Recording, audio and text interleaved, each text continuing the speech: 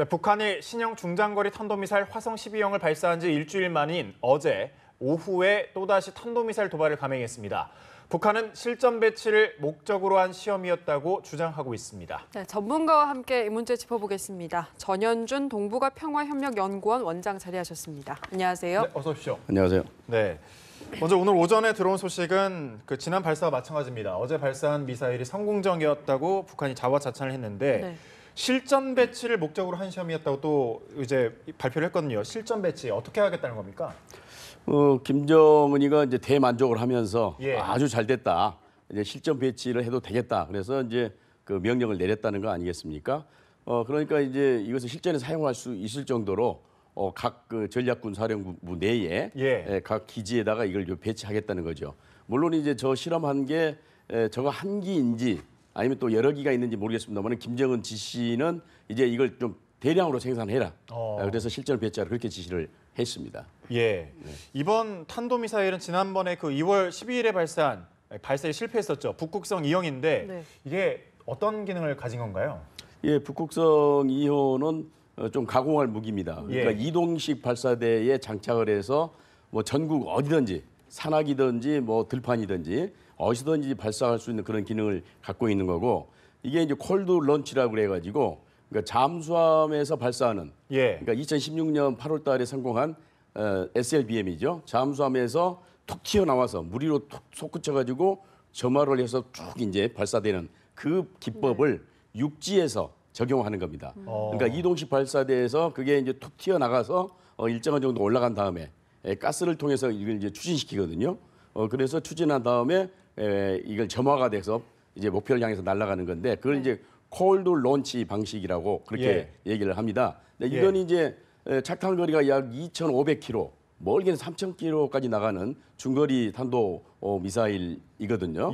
근데 이건 이제 고체 연료를 사용해서 발사를 합니다. 네. 액체 연료는 이제 그 주입을 하는 시간이 많이 걸리지 않습니까? 근데 고체 연료는 늘상 장착해서 다니다가 어디서든지 그렇죠. 발사할 수 있는 이제 그런 그 무기이기 때문에 우리가 그걸 탐지하기가 굉장히 어렵거든요. 네. 그래서 이제 가공할 무기다 그렇게 평가를 받고 있습니다. 예. 아무래도 휴대성 부분에서 좀 고체 연료가 좀 유리한 부분이 있겠네요. 네. 그렇군요. 지금 화면에 나온 게 사진이 오늘 공개된 사진이라고 하는데 저 사진 일단 같이 한번 보시죠. 저 사진이 뭔가요? 지금 예, 지금 준비하는 그런 과정인 것 같습니다. 그래서 미사일 세워서 각을 이제 고각으로 발사하는 거죠. 대개 한 90도 정도로 고각으로 발사해서 각을 옆으로 이게 숙이게 되면은 한 2,500, 3,000 나가지만 고각으로 발사를 하게 되면 이번에 같은 경우에는 한 500km 정도 나간 걸로 500km 정도 상공으로 치솟은 다음에 500km를 날아가서 떨어지는 걸로 그렇게 지금 돼 있거든요. 저번에 이어서 오늘도 이렇게 김정은이 현장에 참관해서 좀 환하게 웃고 있는 모습이 보이네요. 성공을 했다면 이렇게 웃고 있는 사진을 이제 북한 매체에서는 보내는 것 같은데 아무래도 이것도 이제 언론 노출을 통한 어떤 효과를 좀 바라는 거겠죠. 뭐 다목적이겠습니다. 우선 이제 군사적으로는 북한이 그 얘기하듯이 어떠한 상황에서도 이 미사일을 발사할 수 있는 그런 여러 가지 이제 그 실험을 했다는 거 아니겠습니까? 그러니까 다양한 전투 환경 속에서 적응 가능성을 충분히 이제 검토를 했다 그렇게 그 얘기를 했습니다. 그러니까 이제 군사 기술적으로 이걸 이제 발전시키기 위한 하나의 이제 실험일 수 있는 것이고, 근데 북한의 여러 가지 군사적인 행동을 보면 반드시 군사적인 목적만 있는 건 아니죠. 국제 정치적, 외교적 그런 목적이 있거든요. 근데 이걸 발사함으로써 지금 미국은 계속 어떻든 대화 기조를 만들어 가려는 그런 입장이거든요. 근데 미국의 대화 기조에는 전제 조건이 있습니다. 북한이 핵이라든가 미사일 발사를 최소한 동결하든지 아니면 폐기하든지 하게 되면은 틸러슨 미국 국무장관 얘기에 의하면은 뭐 체제를 전복시킨다든가 김정은 정권을 붕괴시킨다든가 북한을 공격한다든가 그러지는 않겠다. 믿어달라. 대신 너희들이 핵이라든가 미사일을 완전히 포기하겠다고 하는 그런 의지를 분명히 밝혀라. 그런 얘기거든요. 그러니까 북한 입장에서 보게 되면 조건이 안 맞는 거죠. 그러니까 북한 입장에서는 무조건 대화를 하는 거고 자기들이 핵을 가지고 있다고 하는 것을 미국이 인정한 전제하에서 대화하겠다는 게 북한의 입장인데 미국은 대화는 하겠지만 핵이라든가 미사일은 용인이 안 된다. 그런 얘기거든요. 그러니까 지금 매치가 다 안 되지 않습니까? 그러니까 미국을 향해서 북한은 계속 압박을 가는 거죠. 우리의 이런 능력을 인정해라는 거죠. 그다음에 남한에 대해서는 이제 우리 새로운 정부가 등장했지 않습니까? 네. 그런데 이제 문재인 정부가 자기들이 생각했던 것보다는 안보 문제에 대해서는 아주 명확한 것 같습니다. 예. 그냥 무조건적으로 대북 유화 정책을 쓸 걸로 생각을 했었는데 그렇지 않지 않아요. 지금 안보 문제에 대해서는 문재인 대통령이 확실히 하고 있지 않습니까? 그렇죠. 예, 도발은 안 된다. 핵 개발 안 된다는 거 아니겠습니까? 대화는 하겠지만 이런 조건이 성숙이 되지 않으면 안 된다는 그런 입장은 분명히 지금 하고 있기 때문에 남한에 대해서도 불만인 거죠. 그래? 그러면 우리도 대화할 의지가 없다. 예. 우리는 계속 우리 갈 길을 가겠다. 마이웨이 하겠다. 그런 것들을 지금 보여주고 있는 거죠. 네. 또 어제 정의용 청와대 국가안보실장 또 강경화 외교부 장관 후보자가 발표가 됐잖아요. 그리고 네. 나서 5시간 후에 이제 미사일을 발사했는데 이런 것도 좀 연관이 있을까요? 지금 시간대가 보통은 거의 99%가 오전, 새벽 새벽이었죠. 아니면 오전 9시, 10시 이쯤에 실험을 했었거든요. 예. 근데 이번에는 어제 같은 경우는 4시 39분 이었죠. 39분 예. 이렇게 됐지 않습니까?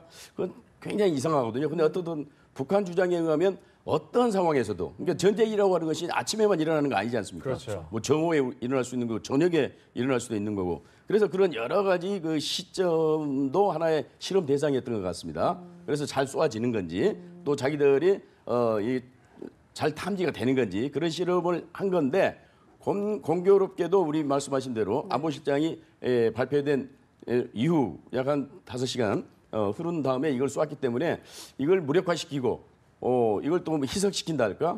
이러한 정치적인 목적이 있지 않나 이제 그런 해석도 할 수는 있겠습니다만은 네. 저는 물론 그거보다는 북한은 다양한 시간대에 예. 이 미사일을 실험함으로써 잘 작동이 되고 잘 감지가 되는가 또 남한이라든가 미국의 대응이 적절히 지금 이루어지고 있는가 네. 뭐 이런 것까지 파악하는 그런 이제 전술 전략적 목적이 있는 게 아닌가 저는 그렇게 생각합니다. 알겠습니다. 네. 네, 문재인 대통령이 NSC 상임위 소집을 지시를 했습니다. 직접 올라오진 않고 정의용 청와대 국가안보실장이 주관을 했는데 이 부분은 어떻게 보십니까? 그러니까 지난번 14일 날은 대통령께서 이제 집무실에 예. 계셨지 않습니까? 사적이나 합니다만 새벽이기 때문에 계셨기 때문에 즉시 그리고 처음 일어난 일이기 때문에 바로 NSC를 소집하도록 하고 안보실장으로 하여금 보고하도록 그렇게 했지 않습니까? 예. 근데 이번에는 또 공교롭게도 양산이죠. 네. 고향에 가서 이제 선영도 이렇게 인사도 드리고 그런 상황에서 이걸 발사를 했습니다. 근데 이제 안보실장 주재로 긴급하게 NSC가 소집이 돼서 대응책을 마련했습니다. 그래서 면밀하게 파악을 하고 이게 지금 직접적인 우리를 공격하는 건 아니지 않느냐. 그렇다면 굳이 지금 대통령께서 휴가 중인데 또 서울로 올라와 가지고 이렇게 할 필요까지 있었겠냐는 그런 정책적 판단을 한 것 같습니다. 예. 그래서 일단 모든 상황은 아주 긴밀하게 대처를 하되 대통령께서 올라오시는 것은 조금 아닌 것 같다. 아직은 그렇게 판단한 것 같습니다. 알겠습니다. 이제 유엔 안전보장이사회가 내일 비공개 회의를 또 열고 이제 대응 방안을 논의할 계획이라고 했는데 며칠 전에도 이제 그렇죠. 긴급 회의를 14일, 열었었잖아요. 뭐 이번에는 강도 높은 제재들이 좀 등장할 가능성이 있을까요? 지금 지난번 14일에도 유엔 안보리를 강력한 이제 성명을 냈죠. 네. 이건 안보리 2321호 위반이다. 네. 절대 있어서는 안 된다. 그렇게 얘기를 했는데 북한이 유엔 말을 들을 사람들은 아니죠. 무력화시키고 무시하죠. 근데 이번에도 이제 안보리가 이제 비공개로 지금 토의를 하고 있습니다만은 과연 지금보다도 더 이상의 어떤 제재 조치가 있을 수 있을까 그겁니다. 이제 더 이상의 제재라고 하는 것은 중국이 북한에 대한 원유 수출을 중지를 해버린다든가 네. 아니면 세컨더리 보이콧이라고 그래가지고 북한과 거래하는 모든 중국 포함한 제3세계의 기업들을 미국이 제재하는 이제 그런 아주 극단적인 방법인데 예. 그게 유엔 안보리에서 그런 것들이 이제 채택이 되려면 중국이나 러시아의 동의가 있어야 되지 않습니까? 안보리 상임이사고. 근데 그럴 가능성은 낮거든요. 그렇다면 이번에도 강력한 경고랄까? 뭐 그런 정도로 마치지 않을까 그런 생각이 듭니다. 마지막으로 뭐 제시할 수 있는 카드 같은 건 어떤 게 있을까요? 북한 측에서는. 북한 측이요? 예.